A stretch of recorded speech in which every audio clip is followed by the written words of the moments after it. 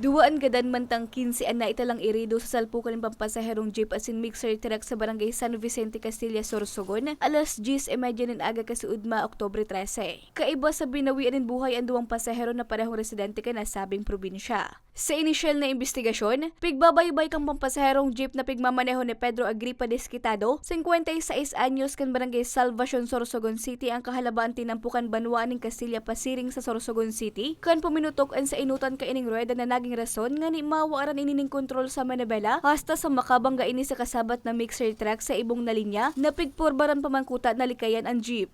Ito pong Castilla is talagang mahaba pong highway. So marami rin po talagang aksidente na nangyari dito po sa Castilla. May mga rin po na nangyari na medyo aksidente na medyo malala. So mga nakailan na rin po dito sa Castilla.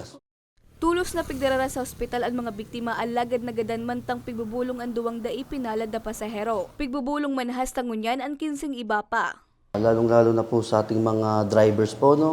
And lalong-lalo na po para sa mga PU, mga public utility vehicle.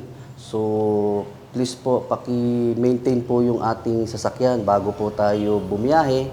Is make sure po na na-check po natin lahat. Meron po nga po tinatawag na blow baggets, mga ganun.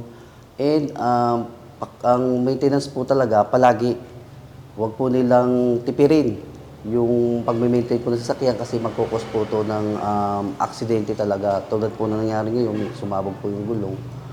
So, po kasi as a driver po ng isang pampasaherong behikulo, ay responsibilidad po nila yung kanilang mga magiging pasahero.